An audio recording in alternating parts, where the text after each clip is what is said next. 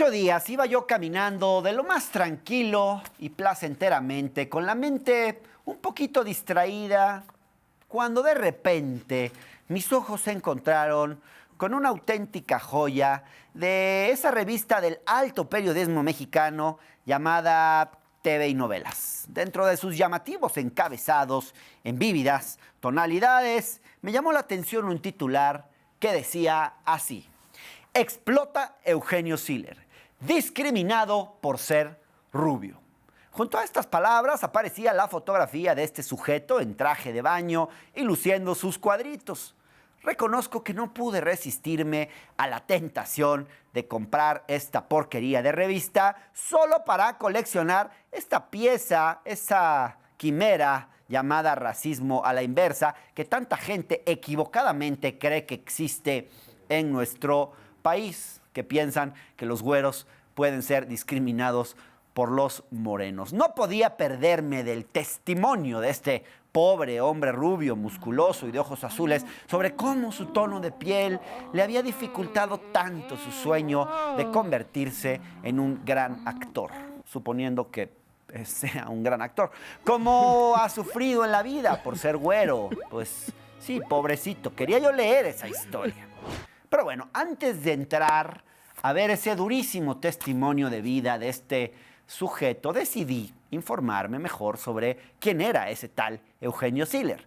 Quizás algo en su biografía podría darme más contexto sobre su trayectoria y si es que había batallado antes por su tono de piel.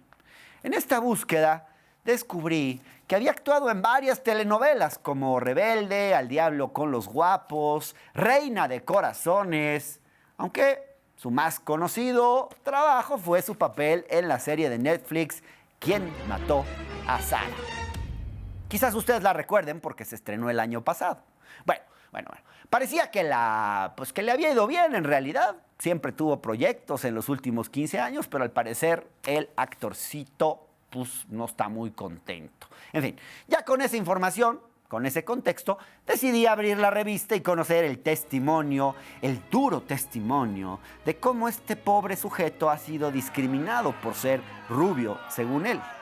Y fue entonces, para mi gran decepción o sorpresa, que me di cuenta que no fue él quien tuvo la idea de decir semejante barbaridad, sino la propia revista, ¿sí? Esta porquería de revista. En honor a la verdad, Eugenio Siller nunca dijo que había sido discriminado por ser rubio. No llegó a tanto su ridiculez. No llegó a eso. En realidad, fue una exageración de esta mierda de revista llamada TV y Novelas a partir de una frase aislada del actor. La entrevistadora simplemente le preguntó algo así como: uno pensaría que tan guapo y buen actor siempre tendrías trabajo. ¿Te ha ocurrido que te digan que no? A lo que Siller simplemente respondió así: uf, no te imaginas la cantidad de veces que me ha pasado. Que si no les gusta mi voz, que si soy muy blanco, que si soy rubio, que si muy atlético. Y puedo entender que no del tipo de personaje. Lo malo es el trato que me dan, decía. Y ya, de ahí pues, se quejaba sobre la gente encargada de los castings, etcétera, etcétera. Como pueden ver, Eugenio Siller nunca dijo sentirse discriminado por ser rubio. Eso fue una interpretación de los editores de esa mierda de revista a partir de esta frase que les acabo yo de leer. Digo, sí parece lamentarse de que lo rechacen de ciertos papeles por su tono de piel, su pelo, su físico, pero esto ni él dijo que sea discriminación, ni es discriminación como nos quieren hacer ver los editores de esa porquería de revista llamada TV y Novelas, a los que les haría muy bien tomar un cursillo sobre el asunto para tratar de entender un poquito qué es la discriminación. Porque no es discriminación el simple rechazo hacia algunos aspectos físicos de una persona. No se puede hablar de discriminación por ser rubio y atlético porque no hay una estructura social que históricamente haya condenado el ser rubio y de cuerpo atlético. Todo lo contrario, estos son atributos, son más bien ventajas sociales en un sistema que prioriza los cuerpos de ese tipo y los tonos de piel claro. Adaptando un poco lo que dijo el gran estandopero Ahmed Ahmed Rahman, cuyo video les recomiendo buscar en YouTube para que ustedes lo vean.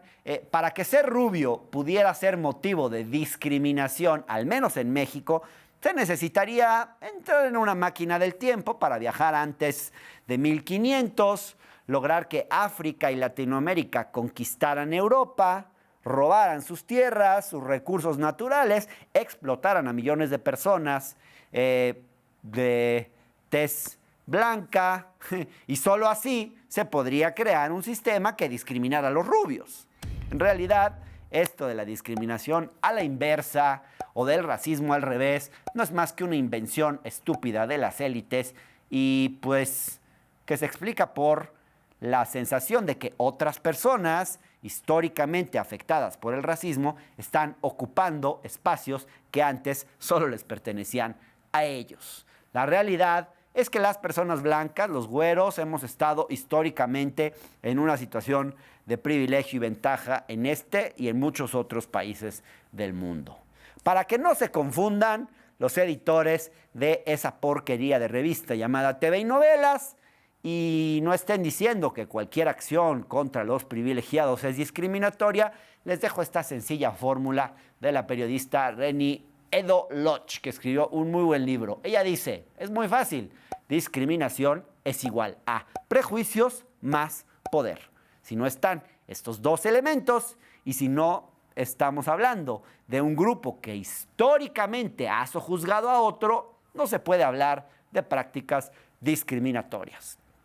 Porque el racismo y la discriminación son una estructura social y una lógica de poder históricamente determinada. Ojalá se pongan las pilas los editores de esta revista que durante años han reforzado los prejuicios de todo tipo, machistas, clasistas, racistas, en fin, todos los prejuicios de la sociedad mexicana, haciéndonos creer que la belleza se reduce a la blanquitud y excluyendo a la mayoría de la población morena de este país. Se puede hablar de la farándula y de los chismes sin tener que caer en estos comportamientos tan deplorables. Ojalá se animen a cambiar, porque el país ya está cambiando, aunque ellos no se hayan dado cuenta.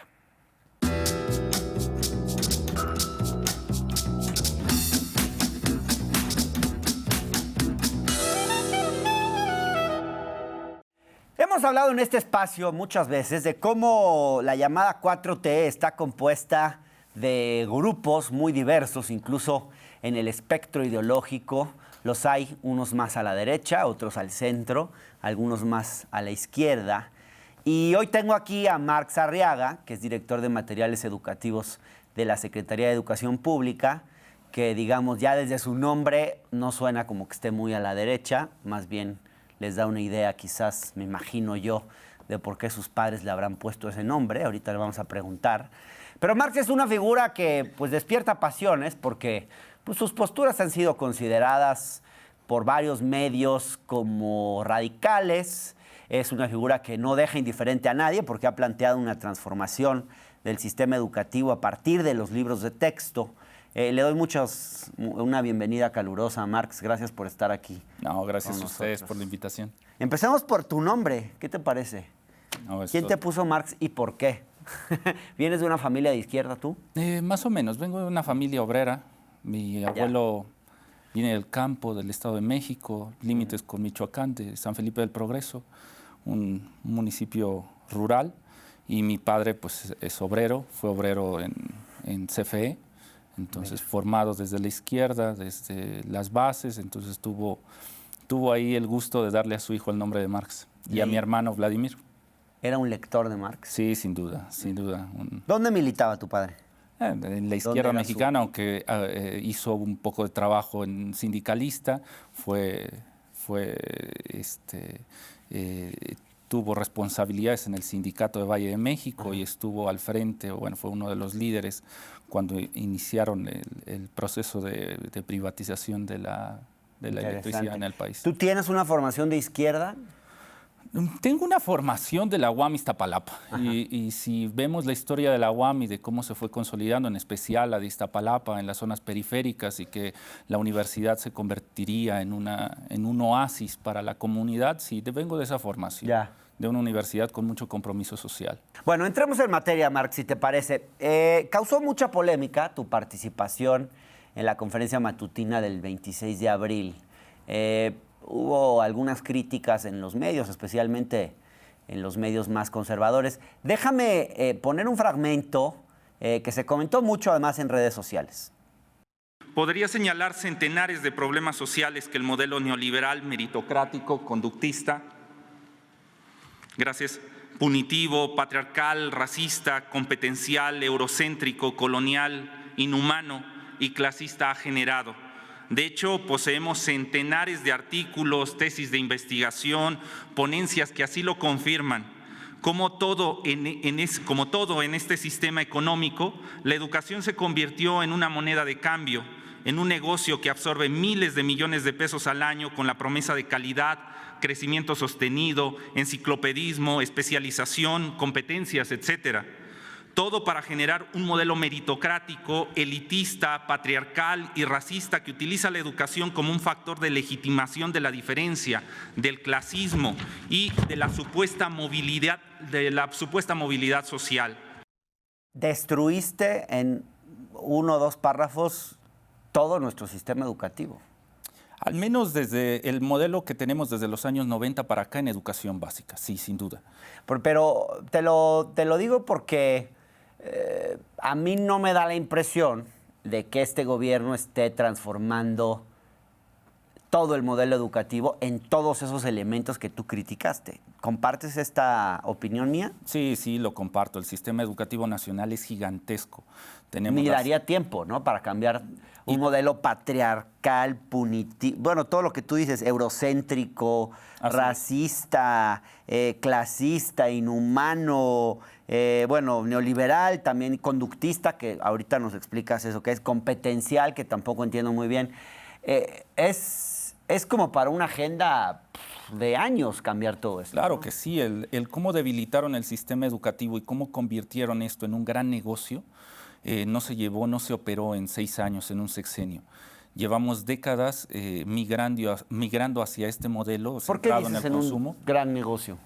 Sí, porque eso es así. O sea, lo que interesa a este modelo educativo no es la formación de una ciudadanía, el desarrollo de un pensamiento crítico, sino simplemente comercializar con la educación. Lo vemos desde la educación superior, la media y la básica. ¿También la educación pública la ves así, en esos términos? Claro, tan solo hay que ver las políticas que se han implementado.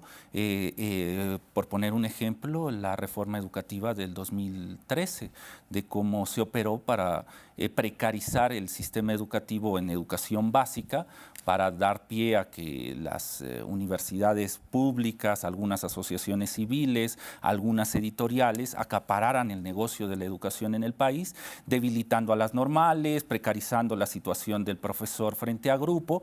¿Con qué finalidad? Con que en algún momento se privatizara la educación básica y se convirtiera esto exclusivamente en un negocio. Pero vamos a estos términos, porque algún medio conservador criticó la cantidad de adjetivos que había en tu discurso, y algunos términos pues no a todo mundo le remiten necesariamente a algún significado concreto. ¿Qué es un modelo educativo conductista, por ejemplo? ¿Qué es un modelo educativo competencial? Sí, desde los años 90 empezó a generarse una política no solo nacional, sino internacional, a plantear un modelo conductista, un modelo constructivista con un perfil en competencias. Eso se empezó a implementar en todo el mundo, en especial en Latinoamérica, donde la formación que se le daba al sujeto se desarrollaban habilidades que fueran pertinentes para su incorporación en el mercado laboral. Entonces, de ahí se eliminaron algunas asignaturas, otras se hicieron con esa finalidad de que el sujeto, cuando terminara sus estudios básicos, pudiera incorporarse al trabajo. ¿Y está mal eso? No, no está mal. El problema es que al debilitar, y lo vemos hoy todos los días en los problemas sociales que tenemos, al debilitar la cuestión humanista, el desarrollo de las humanidades, la socialización, la conciencia comunitaria, los saberes ancestrales, al debilitar todos esos aspectos en nuestro sistema educativo, lo que ocasionó es una frustración en la población. Cuando sale y se encuentra en un mercado laboral donde la promesa de éxito, la promesa de mejorar su situación, su calidad de vida, no se logra con la educación, entonces el sujeto frustrado empieza a ver que lo han defraudado el sistema educativo. Sí, pero el problema es del mercado laboral, más bien. No, el que problema no tiene posibilidades de inserción para tanta gente, ¿no? Lo podemos ver así, pero también lo podemos ver que es una política educativa que no se centraba en la formación de una persona, sino en generar un producto producto que pudiera venderse, ya sea como una mano de obra calificada, básica, económica para el mercado laboral, o un producto que pudiera venderse en masa en los medios de comunicación para que se contratara un tipo de educación privada, un libro de texto en particular, un modelo educativo en particular, una computadora en particular, un programa en particular. Es decir, esto al final tenía una intención de comercialización de la educación, no de una formación de un ciudadano. ¿En qué sentido el modelo, el sistema educativo es punitivo y por qué eso está mal? Claro, es punitivo en la medida en que en la evaluación se centra exclusivamente en el producto final, es decir, en una calificación. El estudiante va a la escuela no por una formación como un ciudadano integral que reconozca cuáles son las necesidades de su comunidad y trabaje en solidaridad, sino va a la escuela por tener una calificación. Si no la tiene esa calificación, si no la alcanza, entonces ya fracasó. Fracasa. Se convierte en los marginados, se convierte en el desecho de este sistema educativo. Si a eso le sumas que la reforma del 2013 propone ya no solo la evaluación al estudiante y su marginación en este sistema educativo nacional, sino también al profesor. ¿Está mal evaluar al profesor? No, está mal evaluar cómo se hace, como si fuera él un producto, como si fuera un proceso industrial, sino se tiene que evaluar desde sus perspectivas, desde sus contextos, desde su transformación. Es decir, no podemos decir que el producto final es lo mismo en cualquier tiempo y en cualquier momento de la República. Es decir, necesitamos ver qué situaciones en particular pasan en cada uno de los municipios, en cada una de las escuelas y evaluar no el producto final, sino el proceso para llegar a ese producto. Entonces, no está mal la evaluación. Lo que está mal es utilizar la evaluación para segregar a la población, para decir, usted ha quedado rechazada del sistema económico, del sistema educativo, porque no alcanzó los mínimos en este estándar. Usted es un perdedor, usted es un ganador, digamos, eso. Esa clasificación. Al final se convierte en eso, en un juicio de valor. Ustedes son los buenos, ustedes son los malos. Ustedes sirven, ustedes no sirven. Efectivamente. Ustedes son incluidos, ustedes son excluidos. Ahora, Marx, ¿en qué sentido los libros de texto, creo que esto también lo has dicho tú, se impregnaron de un contenido neoliberal? ¿Y qué ejemplos podrías darnos de libros de texto donde claramente se ve la huella de esta forma, digamos, de este pensamiento neoliberal? Sí, lo vemos desde la libertad que se le da al mercado y de cómo ellos mismos se autorregulen en la producción de los materiales. Hoy vemos que los libros de texto que se utilizan, por ejemplo, en educación privada, no están hechos para colmar las expectativas de los planes y programas y que el estudiante tenga una formación integral, sino están hechos para que la gente vaya y los compre.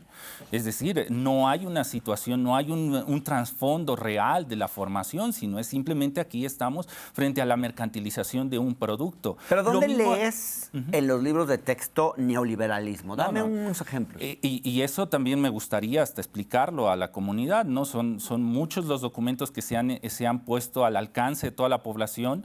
Los docentes de todo el país lo hemos discutido a través de las asambleas y en ningún momento se ha colocado de que estamos cambiando hacia un modelo comunista ni un modelo socialista, sino simplemente se están colocando en el tema cuestiones básicas como cuál es el rol que cumple el maestro en esta formación, qué implicación tiene la evaluación, cómo esto no se puede ver como al profesor, al alumno como un producto de un sistema educativo, sino debe de evaluarse como todo un proceso de formación que se incrusta en la comunidad. Entonces, ¿dónde lo veo? Y para contestar Digamos, ¿arrancaría ciertas páginas de los libros de texto? Porque las ves como muy neoliberales? No, el hecho es de que ¿O todo... lo reeditarías quitando ciertas cosas? No, el caso es de que todas las actividades que están planteadas en estos libros se plantean desde el hecho de lo individual, desde la cuestión de consumo.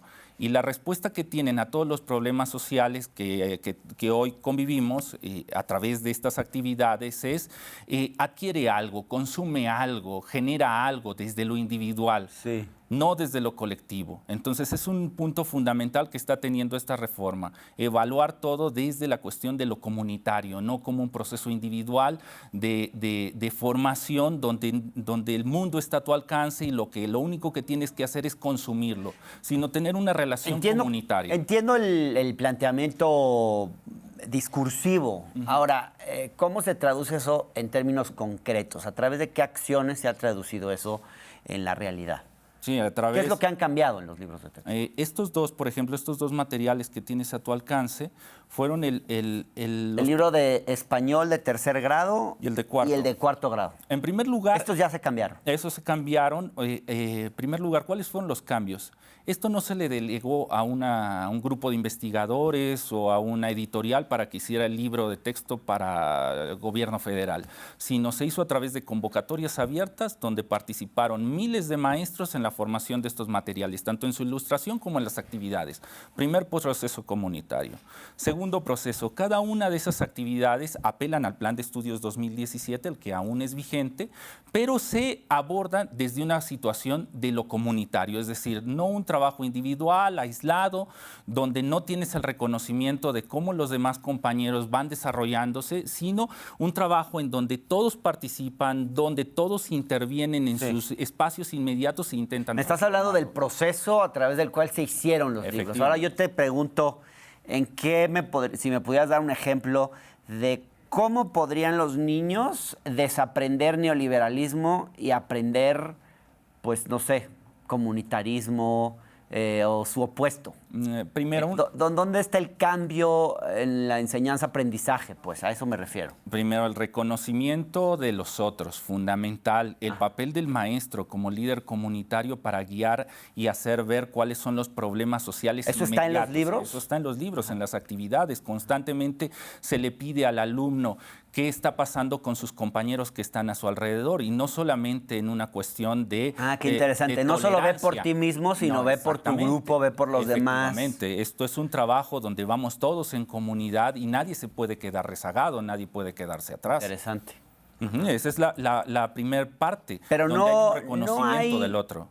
Se ha criticado un poco la intención de que, o se especula quizás, que hay una intención de adoctrinamiento en los libros de texto, en la política de libros de texto de este gobierno. ¿Hay algo de cierto en eso?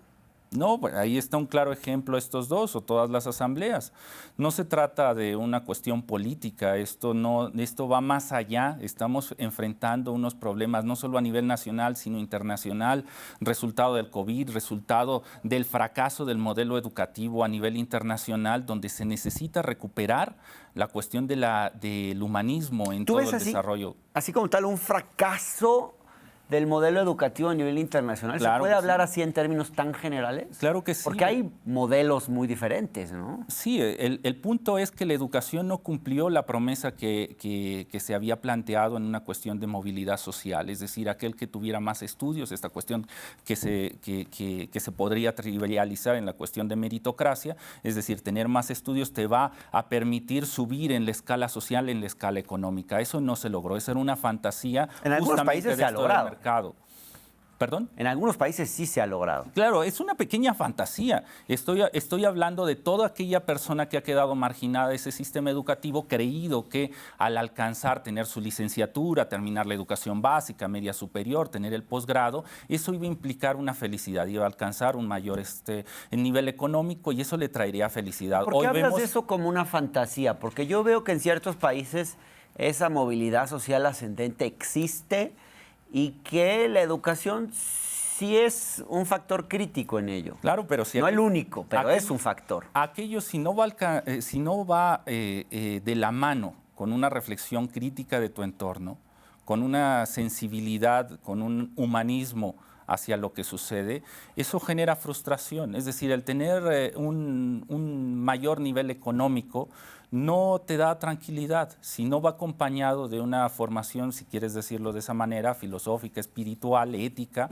donde el nuevo recurso económico que entra lo sabes mediar por medio de todo tu aparato espiritual, ¿no? Hasta ese punto, ¿no? Hasta O sea, digamos, análisis filosófico. la movilización social ascendente te puede dar un cierto desasosiego y que si no tienes el bagaje social, cultural, crítico, filosófico, no eres capaz de lidiar con eso. Y eso unido a que están ahí los datos, las estadísticas, de que en realidad la movilidad social prácticamente no existe. No me termina de quedar muy claro cuál es el modelo educativo que quiere la 4T y el que está implementando. Tú en la mañanera, en esta mañanera de la cual estábamos hablando antes, das algunas, mencionas algunos elementos, algunos ejes. Quisiera recuperar un fragmento de un poco cuál debiera ser el modelo. Vamos a verlo, si te parece. Claro. Los más de 1 millón de docentes solicitan un cambio en el modelo educativo, solicitan recuperar su lugar como líderes en las comunidades, solicitan que la escuela se convierta en un espacio de transformación social donde se recupere la memoria histórica, se fomente la lectura como una habilidad compleja y no solo como una alfabetización funcional, en donde los procesos de aprendizaje sean continuos, sin fragmentarse, con sostenibilidad y sustentabilidad de las comunidades, en donde los tutores participen de estos procesos de aprendizaje de manera activa con un enfoque de género. En lo general, solicitan un modelo educativo decolonial, libertario, humanista, que termine con el racismo, con las pruebas estandarizadas que segregan a la sociedad, en fin, que acaben con el clasismo en esta sociedad cansada de tantos abusos, de tantos atropellos. Marc, ¿son planteamientos hasta cierto punto utópicos que tú haces o esa es la agenda educativa que está impulsando la 4T? Bueno, es la agenda que queda clara a través del artículo 3º y la reforma a la Ley General de Educación. Primer punto, podríamos tocar la reivindicación del papel docente. Está marcado en esta reforma. El profesor no se convierte en un mediador de la información, sino tiene un papel fundamental. Ahora te detengo. En este país siempre hemos caído en el vicio de aprobar reformas legales y constitucionales y pensar que porque cambiamos el texto de una ley cambiamos la realidad. Y luego eso nunca se traduce, o en general no se traduce en cambios de política pública. Yo no veo que la 4T esté haciendo cambios en muchos de estos terrenos, en estos terrenos, digamos. Hay muchos cambios que están en la ley, etcétera, pero que no aterrizan a las políticas. ¿Se ven cambios, por ejemplo, para decolonizar el sistema educativo, para, por ejemplo, hacerlo libertario, humanista? Claro que sí. Simplemente el hecho de cómo estamos haciendo este modelo educativo. Este modelo educativo no se hizo en un escritorio o no se ¿Se hizo con los maestros? Se hizo con los maestros. ¿Con el CENTE y la CENTE? Más allá de con los sindicatos, que las secciones estuvieron en las asambleas, se hizo liberando a toda la población un borrador de cuáles eran el modelo educativo desde unos principios básicos, armado entre cientos de investigadores de más de 30 instituciones de gobierno federal. Se lanza ese borrador y se lanza la discusión para volver a organizarlo entre todos. Ya. Entonces, claro que se están haciendo las cosas diferentes.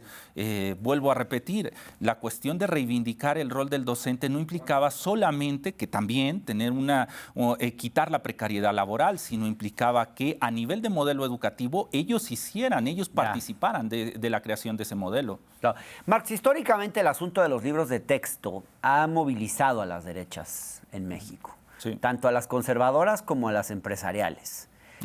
Por un lado tenemos organizaciones como la Unión Nacional de Padres de Familia, que se han manifestado en contra de eso que llaman la ideologización de la infancia en los libros de texto, particularmente en lo que ellos denominan ideología de género. Básicamente se refieren a la educación sexual, la mención de familias diversas, la identidad de género, por ejemplo, que son temas muy sensibles para ellos. ¿Cómo debiera ser la educación sexual en el nuevo modelo educativo, digamos, de esta etapa en la que estamos viviendo llamada 4T? ¿Y cómo se expresaría esto en los libros de texto gratuitos? ¿Qué pueden y qué no leer los niños en estos textos? Pues justamente ese es hoy el debate. ¿Cuál será el nuevo modelo educativo? ¿Cuáles serán los aprendizajes base, los aprendizajes esenciales? ¿Cómo se regionalizarán esos aprendizajes? ¿Educación sexual? Participa la comunidad en aquello. ¿Debe haber educación sexual en los libros de texto? Es hoy el gran debate que se está haciendo en las asambleas. ¿Cuál es tu posición? Pues depende, hay algo que los académicos han evaluado, que es el grado de madurez que tiene el alumno en relación con sus procesos de aprendizaje. Es decir, tiene que verse no como desde una cuestión general, sino en este proceso, en qué momento los alumnos, los acercamientos de esos materiales. Los alumnos pueden y deben saber que existen familias monoparentales, lesbomaternales, o no deben enterarse de eso en los libros de texto porque, como algunos creen, eso los puede malinfluenciar y pensar que es normal, algo que según grupos conservadores no lo es. No, bueno, eso es tapar el sol con un dedo, lo estamos viviendo todos los días. Entonces la realidad está ahí y no, el libro de texto no puede estar hablando de una utopía si no generamos ese estrés. Entonces sí debe estar en los libros de texto. Claro, tiene que hablar de sus realidades, tiene que hablar de los problemas reales. La educación se hace para transformar la realidad, no para generar un mundo utópico, una cuestión enciclopédica donde se estudia solo para aprobar una asignatura o tener una certificación. Se estudia para transformar la realidad. ¿Feminismo? ¿Debe haber feminismo en los libros de texto? Vuelvo a repetir. ¿O deben estar libres de feminismo? Ese es el gran debate que se está teniendo hoy sobre cuáles son los contenidos y en qué momento del proceso de madurez del estudiante deben de evaluarse. Y ahí están participando todos los maestros de este país. Pero tu posición, ¿es que debe haber feminismo o no debe haber feminismo en los libros de texto? Sin dudas, sin dudas. Debe de combatirse el machismo, debe combatirse el individualismo, debe combatirse esta situación de consumo feroz donde no hay un reconocimiento de los otros, de los marginados, de las comunidades indígenas, de todos estos sectores que por años, que por décadas han quedado ahí relegados del análisis. Claro. Ahora, en este espacio tuvimos la oportunidad de conversar con una ex dirigente de la Unión Neoleonesa de Padres de Familia, es Lucy Ortiz Quintos. Y hablamos con ella sobre lo que a ese grupo le molesta sobre los libros de texto gratuitos. Bueno, no son las preocupaciones de este espacio, pero sí nos damos cuenta que hay un sector de la sociedad, que hay ciertos temas en los que gastan mucha energía y que les preocupan mucho. Si me permites, vamos a ver un fragmento de esta entrevista donde ella nos cuenta por qué a la Unión Neoleonesa de Padres de Familia le molesta que se aborde el tema de la masturbación en los libros de texto. Y uno de los temas en los que ustedes han sido críticos, Lucy, es el tema de la masturbación, que es uno de los que más, digamos, a mí me han llamado la atención. Y déjame ir, digamos, a lo que dice, por ejemplo, el libro de texto de 2018 de la SEP. Dice así: aunque por mucho tiempo se señaló que el autoerotismo era nocivo, inadecuado y en ocasiones fue castigado, actualmente se reconoce que es parte del desarrollo pleno. Entiendo que a ustedes, Lucy, no les gustó esto y que les parece que estos libros de texto están promoviendo activamente la masturbación. ¿Es así? Totalmente. Así es, se promueve la masturbación desde ya no secundaria, también hemos visto en libros de 5º año donde dicen que masturbarse es sano. Volvemos al punto, es una agenda de implementar ideología de género en donde se promueva más el erotismo, la autosatisfacción, el egoísmo, el individualismo y se hace a un lado el ser integral de la persona. Bueno, para ellos la masturbación es un acto egoísta. ¿Qué responderías? ¿Tú te sientas con estos grupos a dialogar? ¿Los escuchas? ¿Puedes tenerles paciencia? Híjole. ¿Qué les contestarías a estos grupos que, pues, por ejemplo, se oponen a que se hable de masturbación o autoexploración en los libros de texto? ¿Tú qué opinas? ¿Debe o no hablarse de esto en los libros de texto? ¿Deben o no saber los niños a través de sus libros de texto que la autoexploración es algo normal e incluso, como decían los libros de texto, e incluso parte de su formación sexual, si se quiere? Sí, volvemos otra vez a la gran discusión sobre el que estamos diciendo aquí sobre cuestiones enciclopédicas. Es decir, el libro de texto no puede convertirse solamente en una información de los datos universales que hay. El libro de texto debe de servir como una herramienta para la transformación de la realidad del sujeto que lo está utilizando. Entonces tiene que venir la información que le es útil. Así que la respuesta clara es sí, sí tiene que venir toda la información que vive en su realidad y que le va a ser útil para transformarla.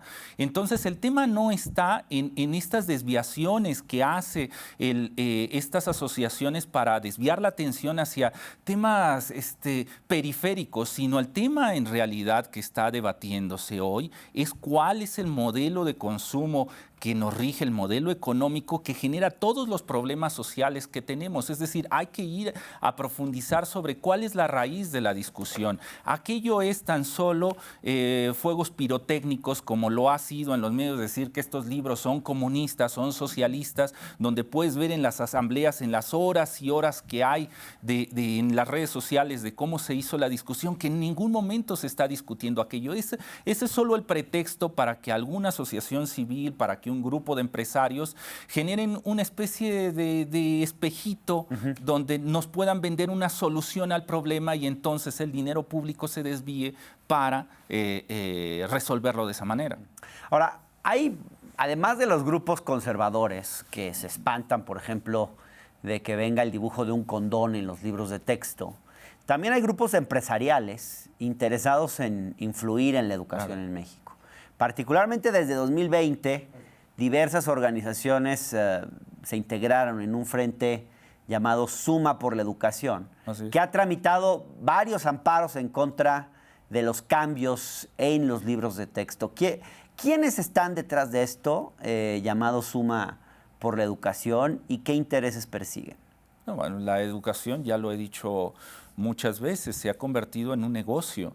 Los libros de texto no se hacen para que el estudiante tenga una formación integral y transforme su realidad, como en sus mismos programas de estudio lo planteaban. Eso es solamente un discurso retórico. Lo que está atrás son organizaciones civiles, grupos empresariales, personas que tienen las manos metidas en la educación porque saben que ahí hay un gran negocio y de ahí que tuvieran toda una agenda educativa planteada desde los años 90, pero que en el 2013 y en especial en el 2011, 2017 se implementó con mucha dureza para quitarle la rectoría de la educación a aquel sujeto que era fundamental en ella, que era el maestro, devaluando su papel frente a grupo. Ahí tenemos a muchos empresarios que han lucrado con la educación, siguen lucrando, se encuentran en un estatus cómodo y quieren mantenerlo así. Por eso vemos en los medios de comunicación este ataque constante a que cómo puede ser posible que el profesor frente a grupo ahora tome la decisión de cómo se debe hacer su práctica educativa, como si el profesor frente a grupo no tuviera ninguna especialidad, como que si su trabajo solo fuera mediar la información, pasarle el libro al niño y que el niño de una manera romántica al tocar estos materiales innovadores que seguramente son gratuitos, que el Estado no ha invertido en su producción a través de la compra de insumos, en la compra de especialistas que lo armaron. Desde esa idea romántica, el niño al tocar los libros iba a tener una visión enciclopédica. La realidad es otra. La realidad es que hay sujetos alrededor que hacen negocio con esto y eso no puede continuar. Claro. Claro. Marx, a lo largo de este sexenio, pues ha sufrido varios ataques por algunas declaraciones tuyas, algunas polémicas, dos de ellas relacionadas con la lectura, el acto de leer. Primero estuvo esta participación que vamos a ver ahora, donde te acusaron de mansplaining por decirle a las mujeres que se liberen, y la conferencia ante una normal rural, donde supuestamente dijiste que leer por goce era un acto capitalista, cosa que, pues que entiendo que nunca dijiste realmente así. Déjanos ver estos 2 clips para que puedas comentarlos. Mujeres, si en verdad buscan emanciparse de sus opresores, modificar este sistema machista que las rodea, no esperen que su libertad llegue como un regalo. Por favor, lean aquellos libros. Ahí está descrito los caminos para su revolución. Nuestro presidente no las engaña. ¿Quieren cambiar este sistema machista? Necesitan 2 cosas. 1, cultura, lo cual les dará identidad. Y 2, educación para desarrollar un pensamiento crítico. ¿Quieren ambas? Asistan a la biblioteca pública. Mil gracias. Donde la lectura se interpretaba como una acción vinculada a ciertos momentos del desarrollo ciudadano, en donde su valor como herramienta de transformación social se desdibujaba ante su carácter estético. Así, se repetía sin cesar que la lectura era importante porque divertía a las personas, porque las ayudaba a evadirse de su realidad y a sonreír. Apreciábamos la lectura desde un plano infantil, como una obligación de los niños en su educación básica. Bueno, ahí están 2 participaciones tuyas que generaron mucha polémica. ¿Cambiarías algo de lo que dijiste ahí o lo explicarías de otra manera? Sí, está un poco descontextualizada, ¿no? Lo que sucede ahí. Ahí hay una invitación, en primer lugar, al papel que juegan las bibliotecas, los libros, en los procesos de transformación y en los procesos, digamos, revolucionarios. Entonces, ahí lo que se estaba discutiendo es que el tener bibliotecas abandonadas o que hubiera políticas públicas donde se valoraba el libro desde una cuestión mercantil, donde se le hacía ver a las personas de compra este libro porque es divertido y no porque los contenidos que ahí están te ayudarán a transformar tu realidad, es decir, se trivializaba como si fuera un producto de mercado, como si fuera algo que se pudiera vender. Pero se valen las 2, ¿no? No, se vale claro, leer claro. por diversión y se vale leer libros que nos puedan ayudar a pensar en la transformación social. Volvemos otra vez a la situación de consumo. Ustedes me dirán cómo puedo disfrutar un libro de texto con la barriga vacía, con deudas, con precariedad laboral, en un sistema machista, en un sistema de violencia, de segregación. ¿Cómo se puede disfrutar así la lectura? Es decir, para poder sentarse a leer y disfrutar de lo mismo, de ello, se requiere tener unos mínimos básicos, y ahí es lo que se está discutiendo, donde debemos llegar al fondo de la cuestión, y que el Estado no puede desviar sus políticas públicas tan solo en cuestiones estéticas y decir, yo como Estado que soy responsable de que todos tengan una democratización básica, pues me centro en la cuestión estética y me quedo ahí como si fuera una cuestión de mercado. Claro. ¿No? Debemos de llegar a ser responsables con la ciudadanía y evaluar por qué no puede la gente sentarse a leer, por qué no puede reconocer que la biblioteca pública es fundamental y que debe de reestructurarse, deben mandarse libros. Te doy un dato tan solo para que lo sepas. O sea, en el 2018, la última vez que se enviaron libros para todo el país, se hizo la adquisición en todo el año desde la Dirección General de Bibliotecas de 33 libros para las 7,464 bibliotecas. Solo 33 libros se compraron para todas. Así encontramos el país. Ah, pues entonces, lo que se hacía en esos discursos es decir, bueno, la biblioteca implica un espacio fundamental para el desarrollo de la comunidad, porque es ahí donde va a encontrar los elementos para la transformación de su realidad, ya sea de los hombres, de las mujeres, de los grupos marginados, de los colectivos LGTB, de todos aquellos. Es la biblioteca donde podemos encontrar cuestiones básicas. Por ejemplo, hay un documento que ahí es fundamental, que es la Constitución, que nos rige a todos. Si no tenemos un espacio donde poder consultarla, pues así nos irá.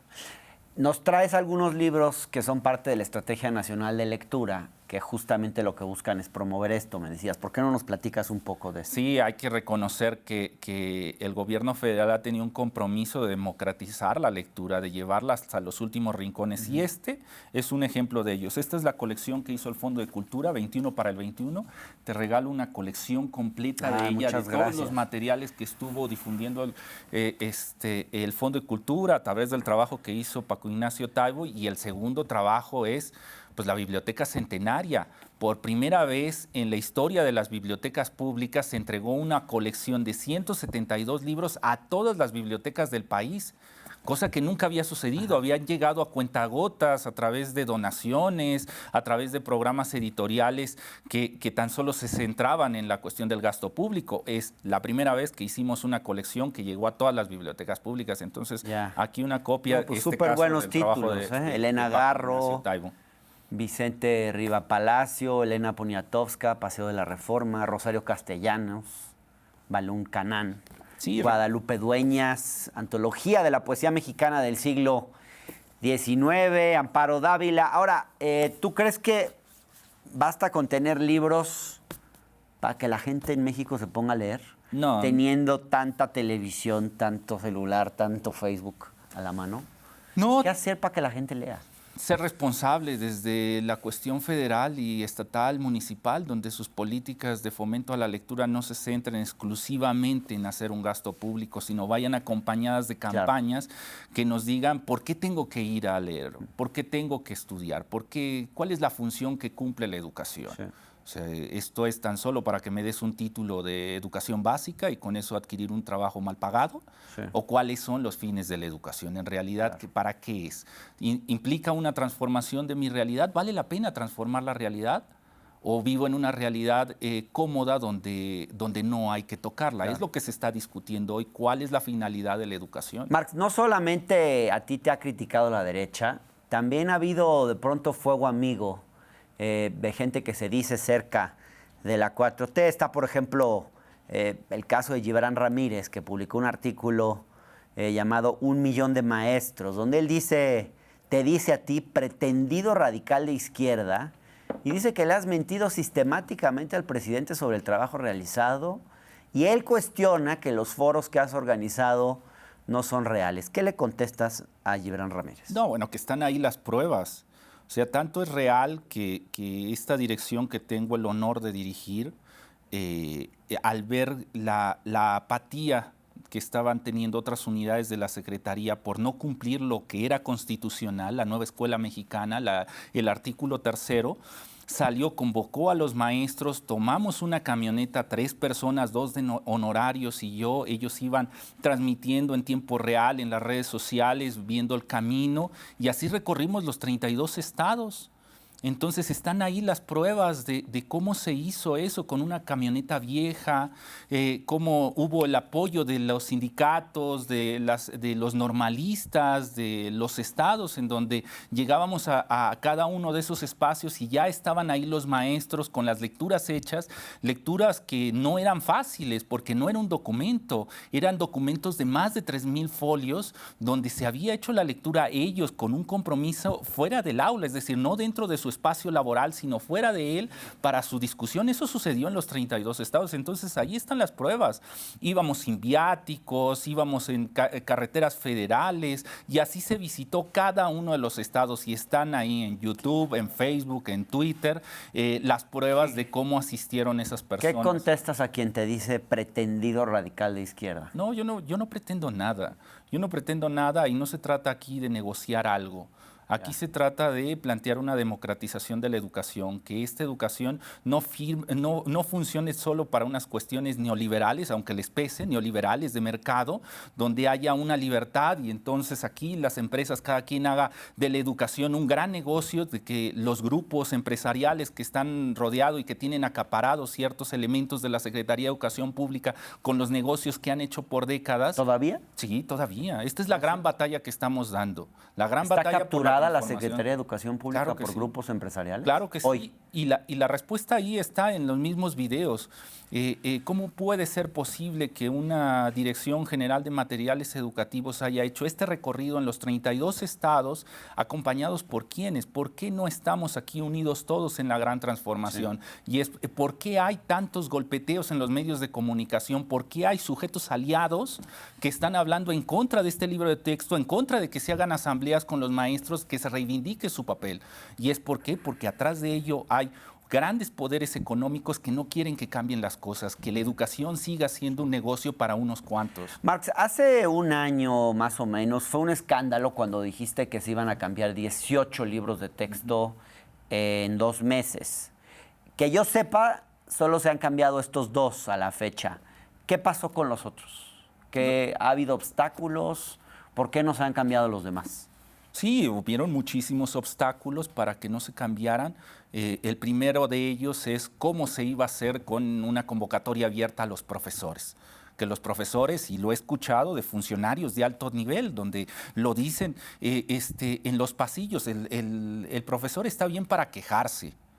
Eso sí lo sabe hacer, para cerrar una calle. Pero una propuesta pedagógica seria, eso no lo vamos a encontrar en el magisterio del país. ¿Alguien te está frenando para hacer tu trabajo? Esos libros de texto y las asambleas son prueba de que el magisterio en este país no solo puede hacer los libros de texto, sino puede generar el modelo educativo que actualmente se necesita. Ajá. Y claro que sí, lo vemos en las redes sociales, lo vemos en los medios de comunicación.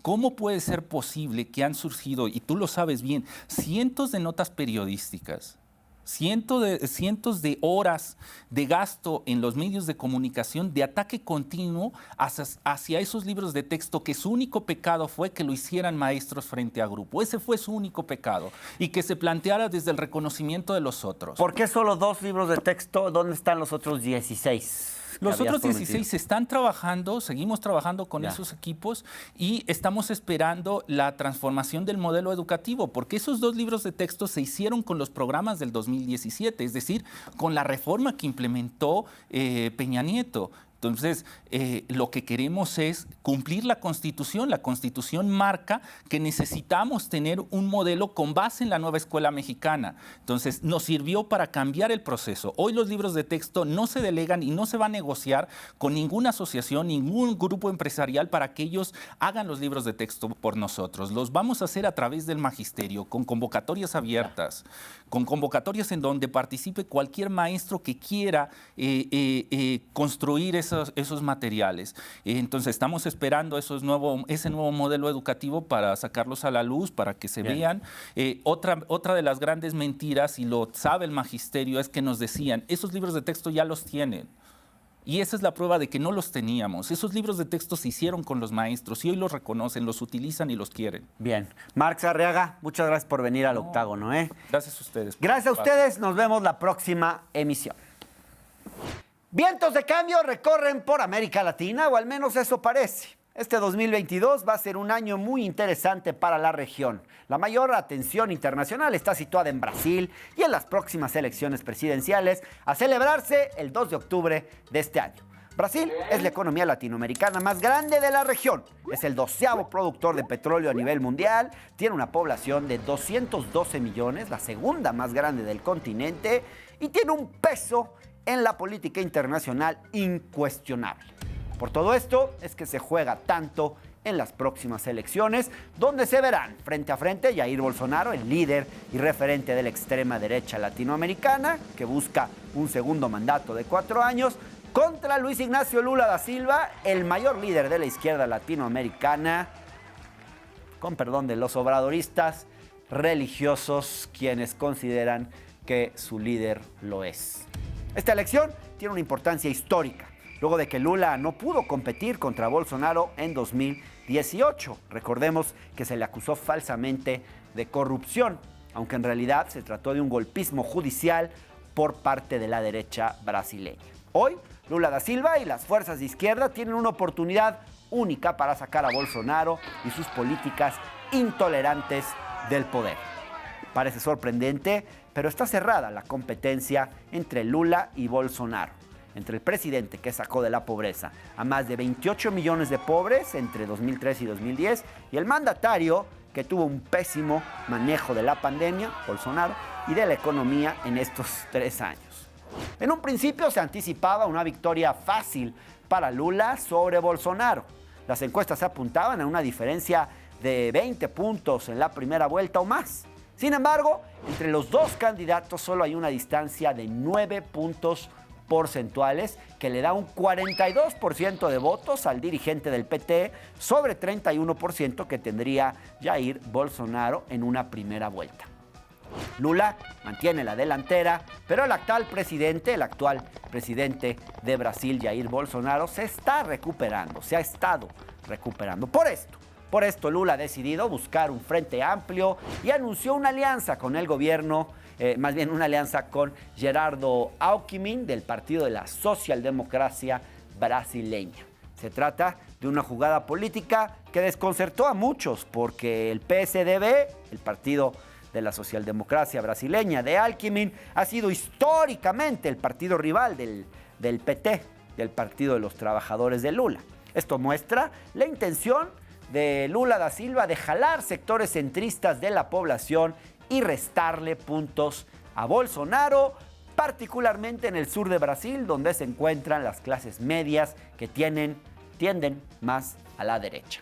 El objetivo es crear un frente amplio contra Bolsonaro que no solo le permita ganar las elecciones presidenciales, sino tener una mayoría cómoda que le permita gobernar y que no quieran hacerle algo como lo que le hicieron a Dilma Rousseff cuando fue destituida por el Parlamento brasileño. No se olviden, en Brasil hay segunda vuelta y eso obliga a hacer alianzas como la que ha hecho Lula con Geraldo Alckmin y que esperemos logre sacar a Brasil a Bolsonaro del poder. Ciertamente, para quienes tienen el corazón a la izquierda, parece poco probable que Lula lleve a cabo una campaña radical o ambiciosa en términos de una agenda de izquierda.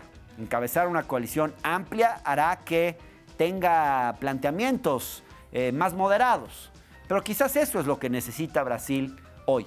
Un gobierno que busque la unidad, que sane todo lo que se destruyó en estos 3 años con Bolsonaro y que reconstruya el tejido social tan dañado después de este oscuro periodo histórico. No hay que olvidar que la otra opción es Jair Bolsonaro, un tipo que ha facilitado la posesión de armas en Brasil, que ha reivindicado abiertamente la dictadura brasileña, que se burló de la tortura que sufrió la expresidenta Dilma Rousseff a manos de los militares, que tuvo un pésimo manejo de la pandemia. En fin, hablamos de un sujeto abiertamente homófobo que declaró en noviembre de 2020: debemos dejar de ser un país de maricas. Eso dijo. Alguien que también es racista, que ha dicho cosas como que los indígenas de la Amazonia han evolucionado y que cada vez se parecen más a los humanos, pensando que es un chiste.